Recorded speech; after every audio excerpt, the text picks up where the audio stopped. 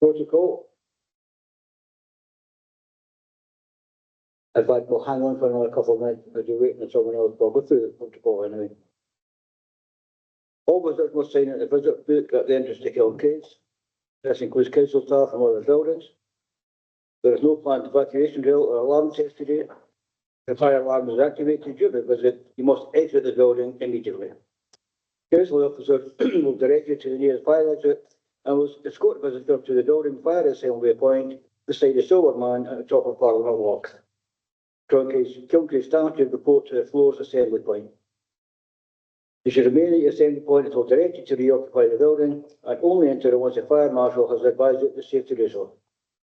Please do not attempt to leave the site by vehicle until cleared to do so by the fire marshal to ensure access routes are kept clear for emergency vehicles. Please note this is a public meeting and members of the public may be in attendance. The meeting will be recorded by the clerk and published online for public viewing. The taking of photographs, including screenshots, audio or video recordings, are not permitted during meetings unless with the express permission of the chair. Can members attending virtually activate their cameras if possible to enable you to join by video, and can all attendees mute their microphones when not speaking? Please do not come in during items unless I invite you to do so.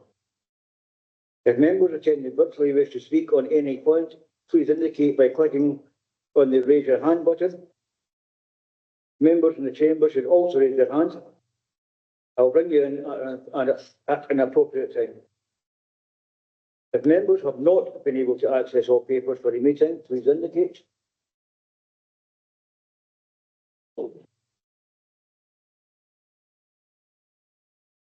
Clerk, you have any apologies? Yes, we've received apologies from Councillor McCluskey, Councillor Balsillie and Councillor Keogh. We are expecting Councillor Law to join us shortly. Okay. We are still quoted at the moment. Yes, we're quoted. Thank you. If a member attending virtually has declared an interest in the item and is chosen to withdraw from meeting for that item of business, talk to the devil. Trying to get Mr. Ask the committee officer to move the member to the virtual vehicle for the duration of the item. The chair will, can you all mute microphones if we're not speaking? Please do not speak unless I invite you to do so, and please do not interrupt the other speakers. You'll be given 5 minutes to speak. After that, members may ask questions. You will then be entitled to remain in the meeting, although your microphone will be muted. If not entitled to speak again, once the board has made its decision, you will be asked to leave the meeting. The order of speaking today will be the licensed standard officer, followed by Police Scotland, and then the solicitor for the licence holder or the licence holder themselves. Okay?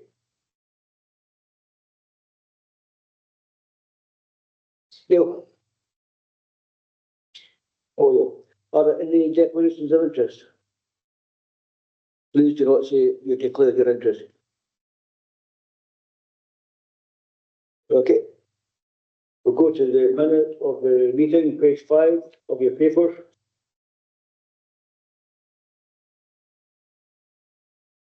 Tell me about page 5. Where? Page 5. Page 6. Page 7. And page 8.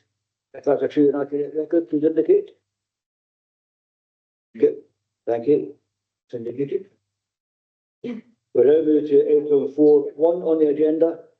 Chair, Yeah. can I ask a question? Just when I was going through the minutes, because it was so far away, I can't remember. Did we get the minutes sent to us earlier? Because see, trying to remember back to the previous licensing board, just because it's such a long bit of time. Are we able to, just because sometimes I'm like, can't remember exactly if I brought it up anything, if that's possible. I don't know if that had been a change in standard orders or I have no idea how it worked, but I just wondered if there was anything we could do. Yeah,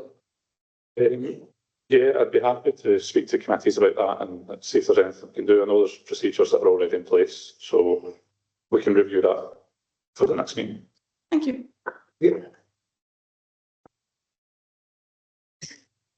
Item 4.1 on the agenda, as I said, is an application in the name of Cooperative Cooperative Group Food Limited. Yeah. Good morning, everyone. So today we've got, on behalf of the applicant, Lewis Barn, who's attended online. And in the agenda today, you'll see starting at page 9, there's an application form for a non-minor variation that's looking to make changes to the layout plan. For this application, you'll see that Police Scotland have made no comment, as has the Council's Licence and Standards Officer. Okay. Mr. Bain? Barn. Mr. Barn, I apologise. Yes, no problem, convener, no problem at all, members. I'll keep my submissions relatively brief for this one because, as we've heard, that there are no objections. In short, the Co-op have been reconfiguring the Clackmannanshire store as part of a small refit, as they're doing with a few other stores in Scotland, and it came to their attention during that process that the current alcohol display capacity had been miscalculated some 10 or 12 years ago when it was last audited. So the alcohol display isn't actually increasing as part of this refit. We're instead just trying to correct the operating plan to make sure it's in line with what's actually in situ and has been in situ for years now. And the total increase is 0.21 square metres, so it is fairly small. So I would simply move grant of the application to have the error corrected, but of course I'm more than happy to take any questions if there are any. Thank you. Good. For November, do we have any questions on this one? Paul? So you'll note that I've not submitted the report. I wasn't aware it was a correction, but it doesn't cause me any concern. We're literally talking about the size of 3 laptop computers of a miscalculation rather than an increase. So I've no problem whatsoever with that. Thank you. Perfect. Morning, David Bellingham. I'm the licensing sergeant yet. Same from Police Scotland. We've got no adverse comments to make on this application. Thank you. Well, given that there's no other comments, there's no comments from the members, I move that we accept this application. It is such a minor issue and it corrects something that should have been done before. So I move that we accept it. Can I have a second, please? Any second, yeah.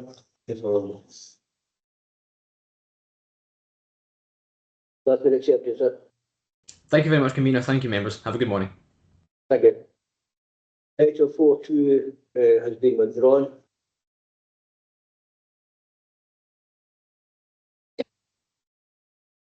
Here, Yep. am I able to ask something in relation to that? Because I take it since there's no premises licence, that shop isn't allowed to sell alcohol. Is that correct? So is that one that's been removed? Which one are you talking about? The premises. So Sorry. the premises concerned with the withdrawn application is not licensed, so there should be no sales of alcohol taking place on that premises, and they've not been licensed for over a year now, since I think probably January 2025. I think was the date of the surrender of the previous licence. So yes, you're absolutely correct.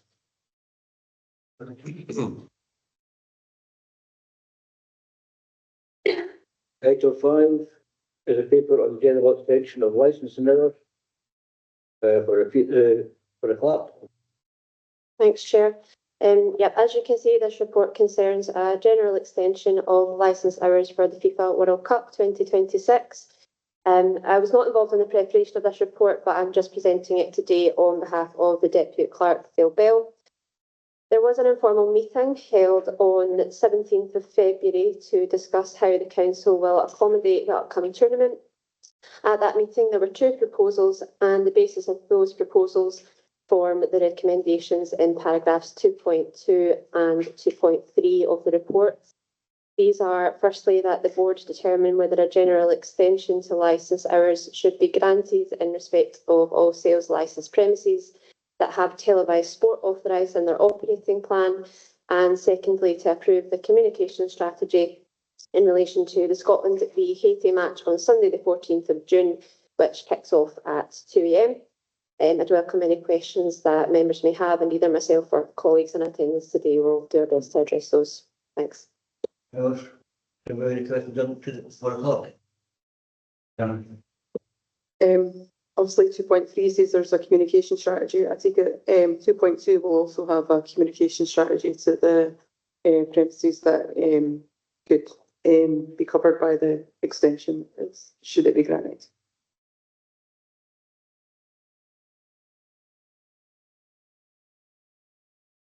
Yes, the full decision made today, regardless of that decision, will be communicated as part of that strategy, if that's what you were asking. We plan to, we've had a number of inquiries now in relation to. Or can you use your mic for Is that better? We've had a number of inquiries now from interested licence holders asking what they need to do. They're obviously the more responsible of the licence holders are obviously well prepared in advance of their plans. So we will communicate to all of the qualifying licence holders. That's those with the televised sport.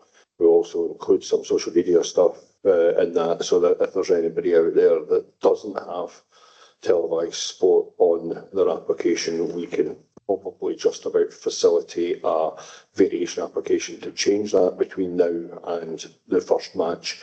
It's a relatively straightforward variation application. If that's all changing, it would be very similar to the co-op application that you've just heard. It should in theory be that quick, no difficulties. So the full decision, the rationale behind the decision, including passing the process consultants report, is made public today.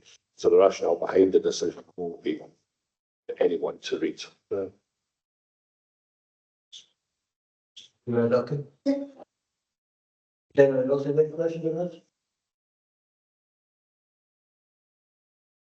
So you're asked to determine whether the general extension. Sorry, Peter. Thank you.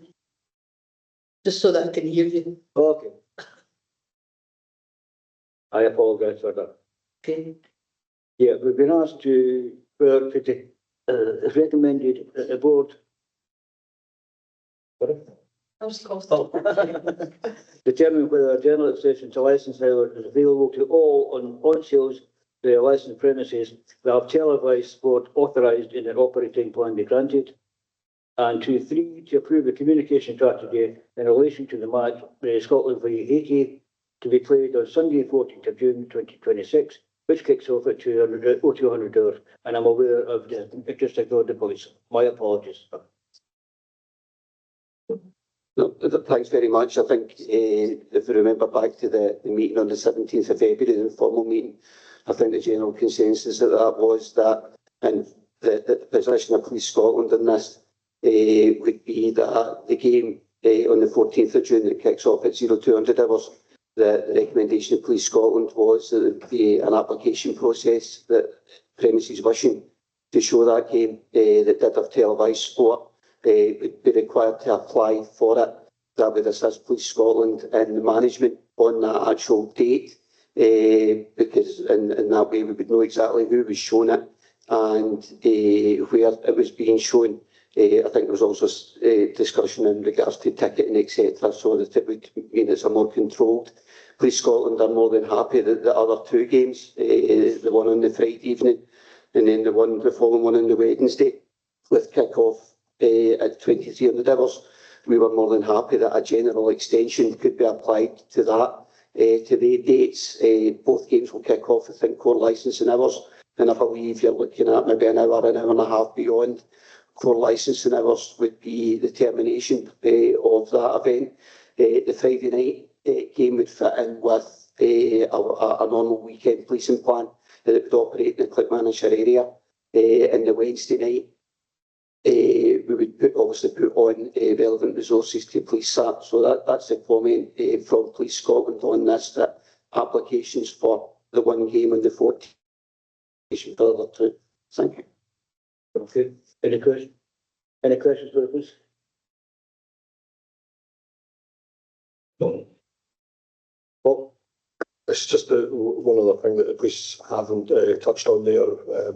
If you just be mindful of the paragraph that asks you to take consideration today of what measures should be in place in the event or when Scotland qualify out of the group stages and there are further games that they're involved in. There's a paragraph asking for a decision about how to manage those games. I think my suggestion, the suggestion that came from the group meeting was that should that happen, any games that kick off within the core licence hours should be treated in the same way, potentially in a general extension applied to those games to save applications, but any games that kick off outside normal core hours would be treated in the same way as the Haiti game with an application for extended hours to show these games. And of course, the licence holders are open, regardless of any decision made today, to being able to apply for extended hours for any of the World Cup football matches that they wish to show on their premises. They wouldn't have the right. They have the right to make an application to be considered by the licensing board for matches that involve other teams in Scotland, and some have shown an interest so far in matches like the final and the semi-final and things like that. But I think most of those games all are completed within normal core hours anyway, but there may be some games that other premises are interested in showing that are out with the core hours that would involve, and they of course would automatically, because of the nature of this report today, require them to make an application for extended hours for any other games that they wanted to show if that match was likely to end beyond core licensed hours. So I think the main thing is to add into your consideration today is how you would want to manage progression by Scotland at the later stages of the match, of the tournament. Sorry. I'll make no comment about the chances. Sure. I like the chances. So that's why. So what we're saying is that if we did, or when we do qualify for the next group stages, if it is in that kind of core hours, or just after like the other two games, or just a wee bit, we'll treat that the same as like that kind of general extension. However, if there is a game like the Haiti game, then that will be a separate application. How confident are you guys that you will be able to have the capacity to deal with those? Because obviously we won't know that until maybe it could be 3-4 days, once we qualify, when the next game could be, and that could be at 2 o'clock in the morning. So how confident are you guys on the capacity to deal with that? We've discussed this with East Scotland. In the circumstances of that occurring, and our online application system is, I would like to say, extremely efficient, mainly because of the individuals that are operating that system that's at either side of me. We're almost 100% confident that we'll be able to turn around applications with short notice for any games out with core hours on that, and I know Police Scotland have indicated that they too would be able to assist us in that turnaround time. I'm not a huge football fan. I've not studied the World Cup draw that extensively, but I did have a glance at it, and there's a very, very narrow chance that it takes a lot of stars to align for any of the Scotland progression games outside the group stages to be played out with normal licensed hours anyway. I think there's only one route that they could possibly go through that would end up with a match a similar kick-off time to the Haiti game. I'm not a huge football fan, as you know, but I think it's a relatively unlikely prospect that even if when they get out of the group stages, that they even go down that route to the quarterfinals or the semi-finals or anything like that. Anyway, so I think we're not terribly worried that there would be high volume. I mean, at very worst, there would be 15 or 16 premises potentially that seek to apply for hours for that. The same sort of 14 or 15 indicated already may apply, and the applicant does all the work. The processing side of it is genuinely at that stage, a bit of checking and sending stuff out for consultation. The difficulty with that process is that they have to come, an extended hours application somehow has to come before a licensing board. And that's the part. So it's really not about how well we can manage it, it's about how a licensing board can manage it. And that's why the consideration is for you guys, because an extended hours application cannot be granted under delegated powers, it can only be granted by a licensing board. I'm forced as the licensing standards officer to create a report. I would expect the report, if we had 14 applications, the report for all 14 would be virtually identical. It would say the same things about potential ticketing, potential management of numbers, or I don't know what it'll say till I see the applications, because of course they each must be treated in their individual merits. But I would expect they will all say a very similar thing, and there'll be a frantic phone call between myself and the police about what they would like my report to say, and if they're going to submit an additional report. The difficulty may be is that we only have a few days to get such an application to a licensing board. However, in the past, we've managed things like funerals, which obviously have much shorter notice periods, by holding not quite a virtual licensing board, but an email session where the applications are sent to the licensing board. The applicants are all given the opportunity to make a written submission to support an application. The written submission in most cases isn't an application. And you know, provided we can get responses from a quoted number of licensing board members in that short period. And this, of course, will be, if I'm not mistaken, right in the middle of recess as well. Is out with recess, sorry, wasn't terribly familiar with when that period starts. So the availability of licensing board members to hopefully look at emails and respond if that's the way it is, or if we set up a short notice online licensing board meeting. All of these, the Act facilitates all of these options for us to be able to do that. But it is about, that could be a bigger stumbling block than the administrative side of us being able to manage the volume of applications, which is we're relatively confident that we can manage that. It's about the decision-making process, because all that would happen if we couldn't get these applications before a licensing board would be that they would go undetermined.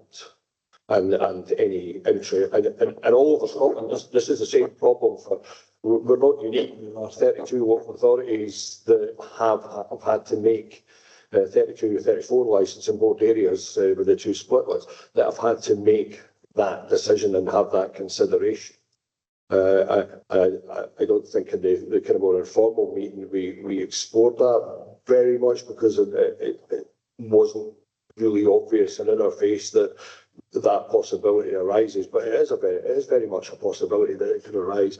I'm not terribly familiar with what other licensing boards have done, either other than the larger boards that I've just said, carte blanche, full extended hours.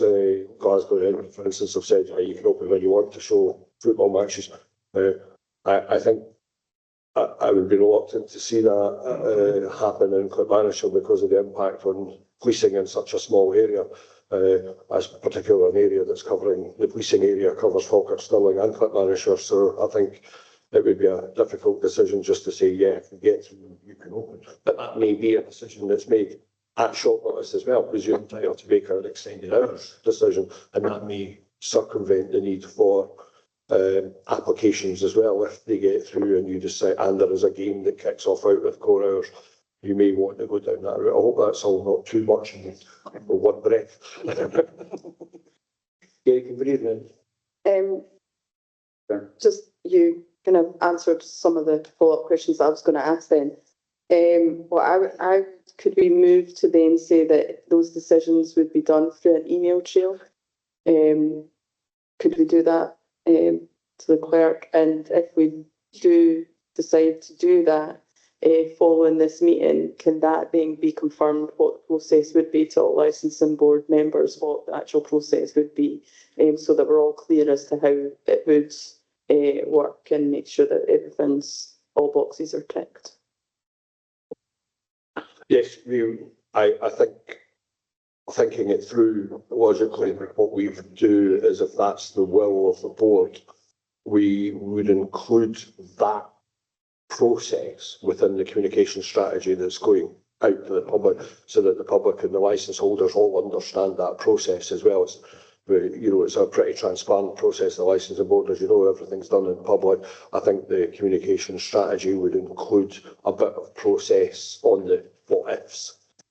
Something, surprising happens and we take 5 or 6 goals off Brazil on a Wednesday night or Saturday night, whatever night we play that game, 5 or 6 goals. Don't check that one. Right. Yeah, it was just to add to that, I think it's a good discussion. So I'm just wondering whether it's a wording around if the board cannot be convened, if that a decision can be agreed through email or something like that, because I would like to leave the option of convening a meeting available to, just in case there's any learning we need to do from game one. Not that I suspect anything will go wrong, but I think it would be worthwhile at least keeping the option of convening a meeting if it's possible to, but if it's not, option 2 would be to convene or agree a decision, by email process. I think that's a very reasonable comment. We have no idea what's going to happen between 2 and 4 o'clock in the morning, with pubs all over Clackmannanshire potentially being open to potentially a significant number of people that have an interest. It is a Saturday night and a Sunday morning, so in terms of availability of football fans, that it's key. So it may well be that we have to learn something from managing that, and I think Police Scotland will be will have the greatest input into that. I can assure you I'll not be out at 2 o'clock in the morning checking to see what's going on in the licensed premises, but I'll no doubt get some feedback from it on Monday morning when I arrive back at work. So I think you're absolutely right, and it may well be that there is a facility to put a placeholder on a meeting after the group stages, but before the next rounds, that doesn't have to go ahead if the route after that, if Scotland are successful, the route after that doesn't involve any 2 AM kickoffs. As I say, I think there's only one route that they can go through where they would kick another late kickoff, and that looks to be even more, a fairly unlikely route. It would involve, some unusual results, let's say. Yeah, just a comment on obviously the initial question in relation to administration, and it's not lost in ourselves at Police Scotland that there will be additional administration at our side as well. I think what's really fortunate is the new system that is now working within Clackmannanshire, and the way that the applications are received and then sent back is a lot smoother. And I think that makes a big difference. But yeah, there is additional work which I've expressed to my supervisors, and we all agree that additional work we welcome the additional work to ensure public safety within Clackmannan, and the individual applications will give Police Scotland the best opportunity to plan for these upcoming games, because we'll know exactly who's having them. With a general extension, as you'll know, with the festive one, we will ask premises that are going to take advantage of that to let us know. There's no legal requirement to do that, and some will, some won't.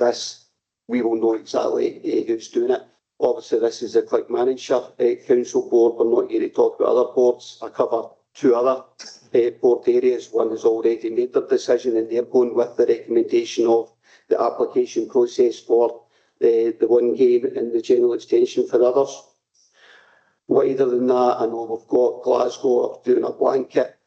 From a policing point of view, Glasgow, we suggest, is a 7-night-a-week economy anyway, and they are policed for a 7-night-a-week. We're not in Clackmannanshire or any other area within Forth Valley, so that is why we are obviously recommending this application process, and it's not lost additional work, but we're happy to accept that additional work to ensure public safety and also support licensed premises in this area.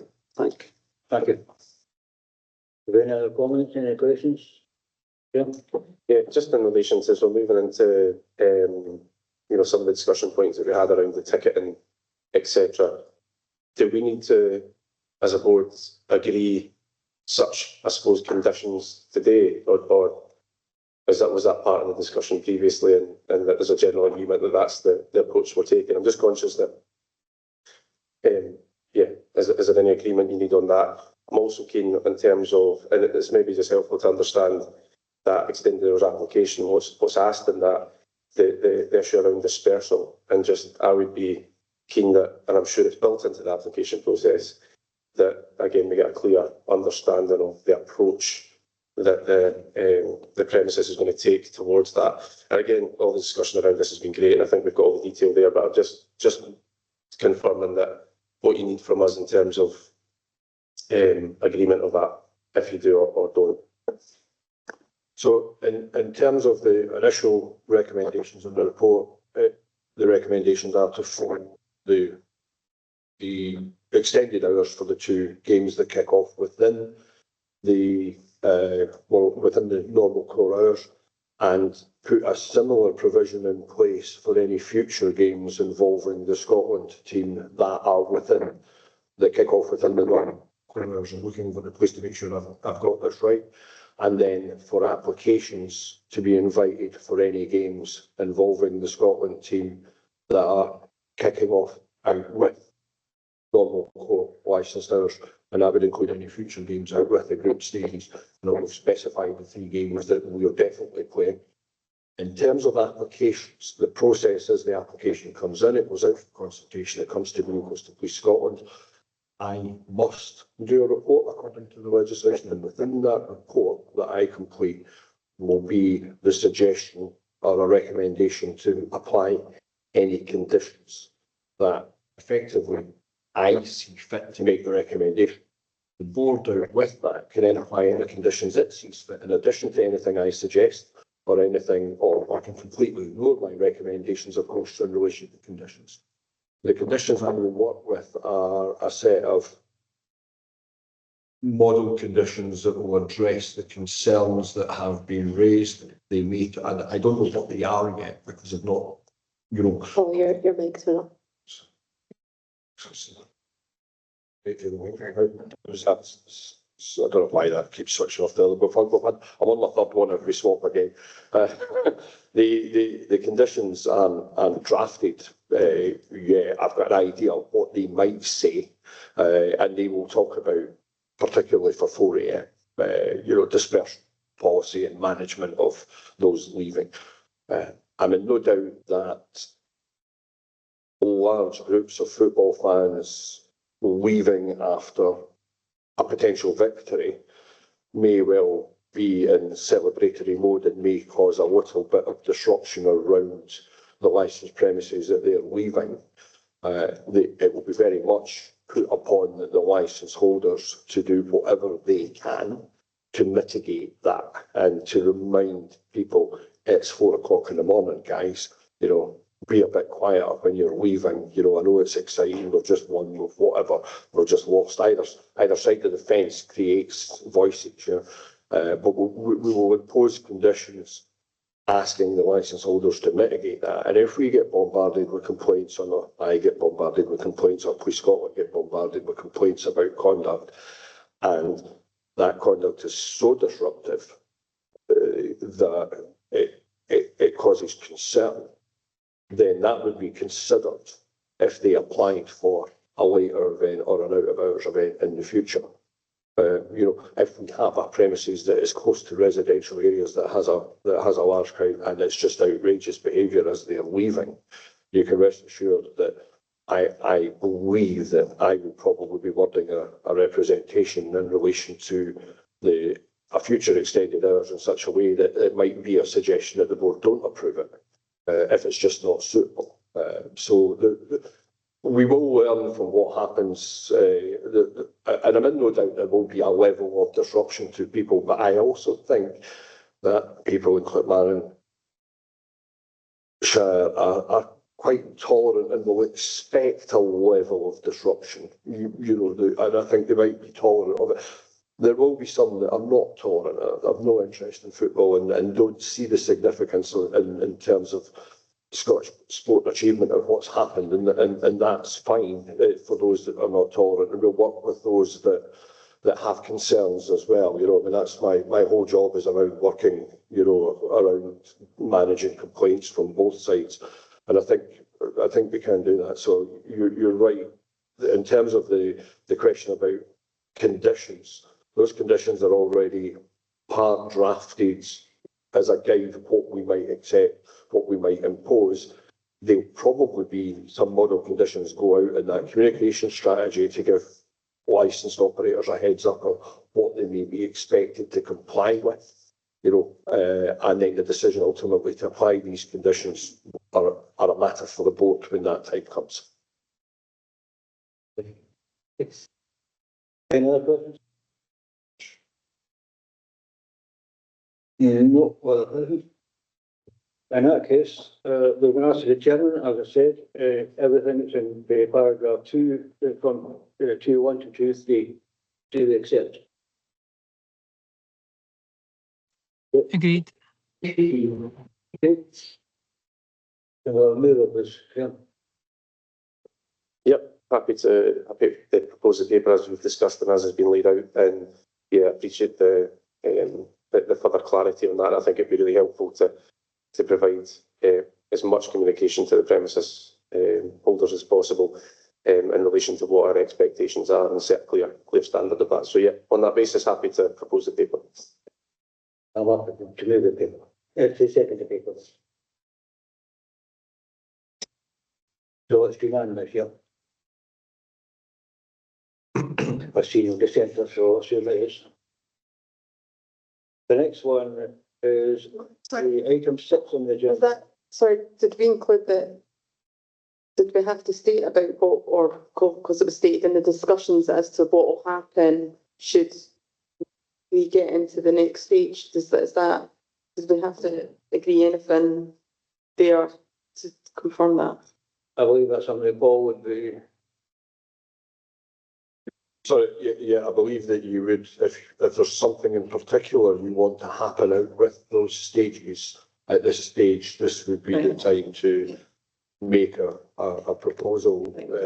And I think the suggestion from myself and Police Scotland are that you mirror that proposal, that a general extension is applied to any games out with the group stages, that would be in the same terms that would allow premises to open. I think the report says, I've closed the report down, I think it says 15 minutes after the final whistle, that then allows them to remain open for 30 minutes after the final whistle, because they would have the benefit of drinking up time at the end of that 15 minutes. So they'd be able to continue to serve for 15 minutes after the natural end of the game. And that would include any games out with the group stages that may go to extra time or penalties. It would include, it covers that rather than saying a fixed time.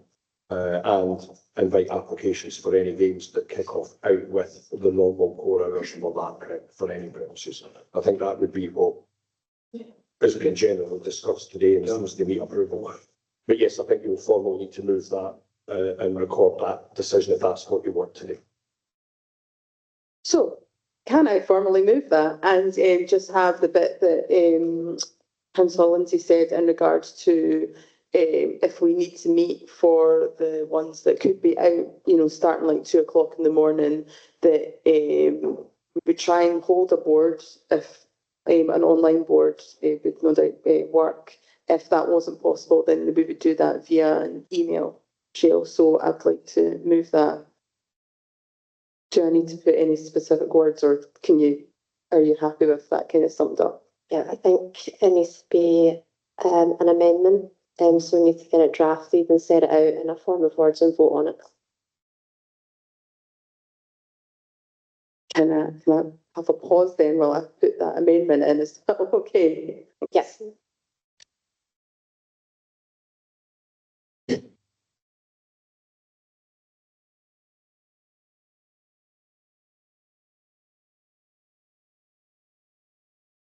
you want to take a wee 5-minute break then while I pop this through, Chair? Is that okay? Yeah. Brief adjournment. Thank you. Yeah. What's wrong with it?